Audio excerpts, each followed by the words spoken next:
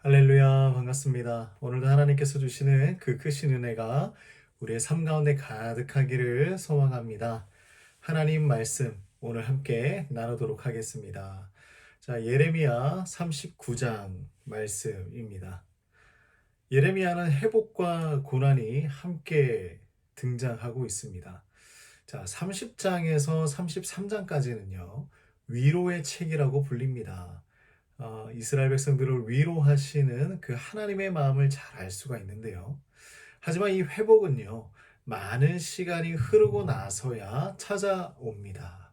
자, 이 회복이 있기 전에 이스라엘은 고난을 겪어야만 했었습니다. 그 고난은 무엇이냐면 바벨론의 포로로 끌려가는 일이었습니다. 이제 현실로 돌아와서 고난을 받아야 하는 이 이스라엘 백성들을 만나볼 수 있는데요. 자, 예레미야는 40년 동안이나 변함없이 이스라엘이 바벨론의 포로가 될 것, 또 바벨론에 의해서 멸망하게 될 것을 계속해서 선포해 왔습니다. 여기에서 벗어나는 유일한 길도 있었는데요. 그것은 무엇이냐면 우상을 버리고 하나님께 돌아가는 일이었습니다. 하지만 이 백성들 그 말씀을 따라서 순종했을까요? 그렇지 않았습니다. 자신들의 유익을 위해서 더 우상을 섬기고 더 주변에 힘 있는 국가들만 의지하면서 믿으면서 살아왔습니다. 그 결과가 바로 오늘 이 말씀, 이 39장의 말씀입니다. 자, 1절 말씀을 보면요. 유다의 왕 시드기야 왕이 나옵니다. 그가 다스린 지 9년 10달째 되었을 때 바벨론이 예루살렘을 쳐들어왔습니다. 멸망하게 되는 것이죠. 이 바벨론이 18개월 동안이나 이 예루살렘을 포위했습니다. 이 기간 동안 아주 극심한 기근이 있었고 역병도 함께 찾아왔다고 합니다. 이 어려운 상황 가운데서도 여전히 이 시드기야 왕은요, 하나님의 경고보다 사람들의 눈치를 보는 것이 먼저였고, 그래서 바벨론에게 항복하지 않았습니다. 시드기야는 밤에 심지어 도망까지 갑니다. 그러다가 잡혀서 눈이 뽑히고 또한 포로로 잡혀가게 됩니다. 예루살렘 성과 그리고 백성은 또 어떻게 되었을까요? 자, 8절에서 10절 말씀을 한번 살펴보면 알 수가 있는데요. 자, 이렇게 내용을 기록하고 있습니다. 왕궁과 백성의 집은 불타오릅니다.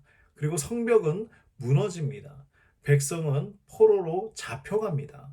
그리고 그 중에서 소유가 없는 빈민들, 이들만 남겨두어서 포도원과 밭을 갈게 만들어 줍니다. 자, 바벨론, 이 나라는 유다가 다시 일어서지 못하도록 영향력 있는 사람들을 모두 다 포로로 잡아가 버립니다. 이스라엘은 수많은 위기와 고난이 있었지만 실제로는 그때마다 하나님의 은혜가 있었어요.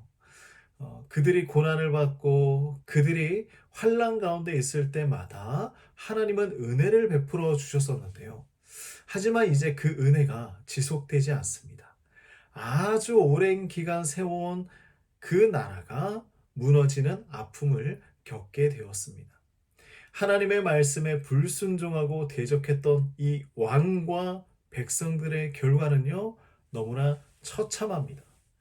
모두가 한 마음이 되어서 하나님을 예배하고 하나님을 섬겨야 함에도 불구하고 그들은 한 마음으로 무엇을 합니까?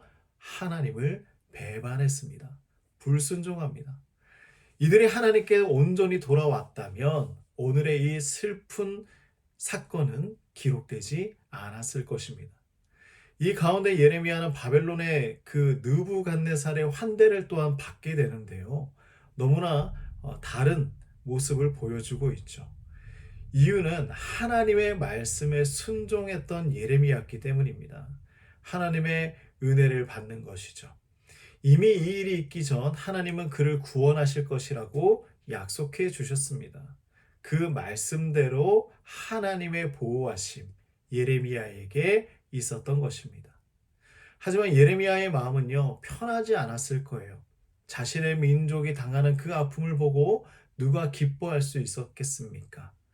자, 하나님께서는 말씀대로 겸손하게 순종하는 자에게 반드시 자비를 베풀어 주신다는 것을 예레미야를 통해서 보여주셨습니다.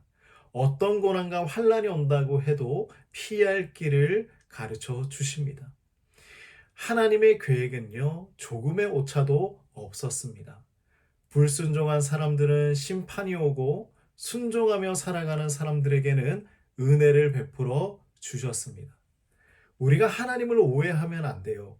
설마 하나님이 자기 백성을 심판하실까? 설마 하나님의 성전이 파괴될까?